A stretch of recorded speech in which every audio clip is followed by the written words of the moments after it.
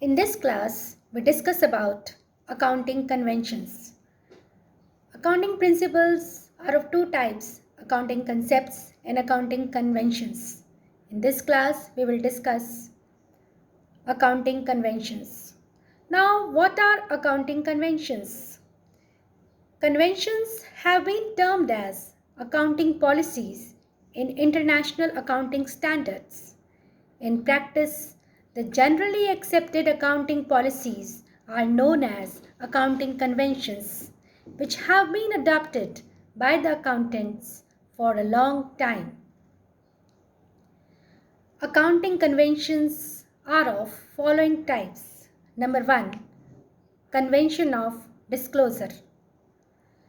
This convention suggests that while preparing the books of accounts, all material facts which are likely to affect the views of the users of accounts, such as owners, creditors, lenders, bankers, employees, government, society, etc., should be properly disclosed. Because of the compulsion of proper disclosure under Companies Act, which contains provisions regarding preparation of financial statements and appending notes in the statements. The disclosure of accounting information is made in the form of financial statements and which are made available to various parties for their decision-making purpose. For example, contingent liabilities are shown outside the balance sheet in the form of notes. A separate accounting standard, AS1, disclosure of accounting policies have been issued, which is mandatory from 1st April 1991.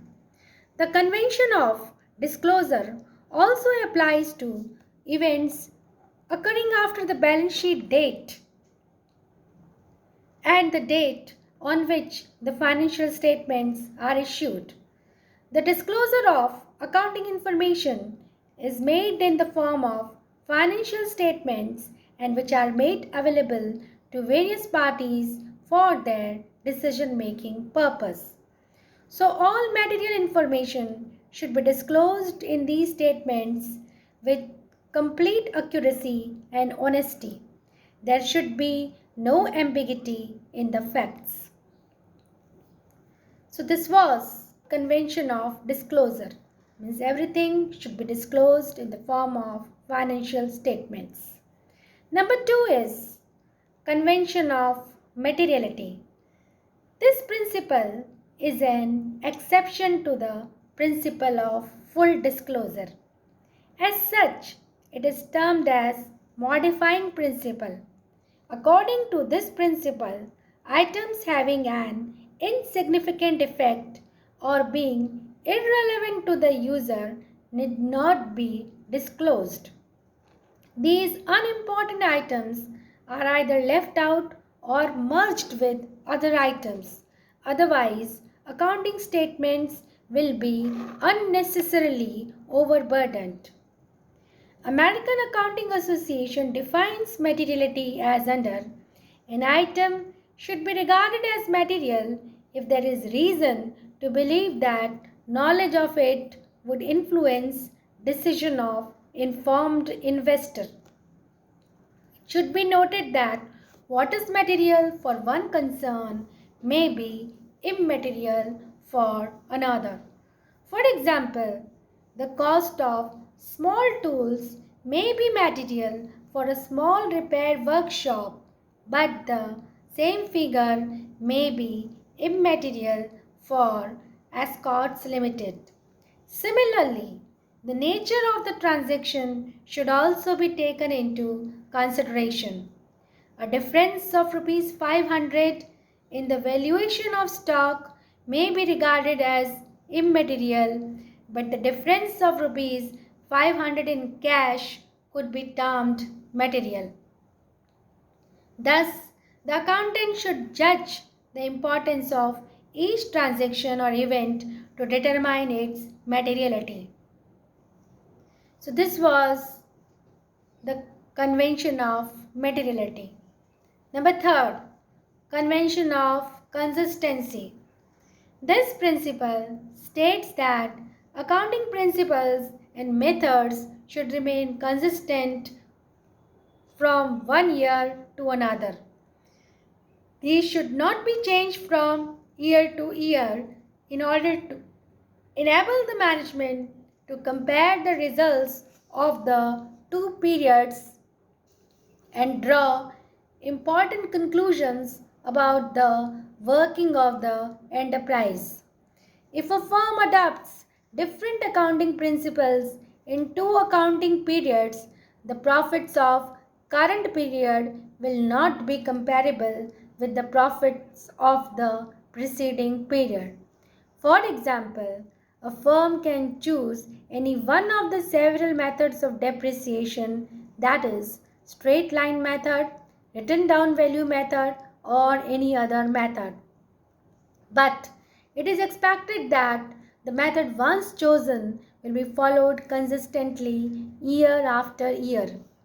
Likewise, the method of stock valuation or making provision for likely bad debts should remain consistent with the previous years. But the principle of consistency should not be taken to mean that it does not allow a firm to change the accounting methods according to the changed circumstances of the business. Otherwise, the accounting will become non-flexible and the improved techniques of accounting will not be used. As such, if the accountant feels that a change in a particular method will lead to the better disclosure of the profits and the financial position of the business, the change method may be adopted. However, the nature and position of the business, the change method may be adopted. However, the nature and effect of the change of method and justification for the change must be stated clearly by way of footnotes to enable the users of the financial statements to be aware of the change. So this was the convention of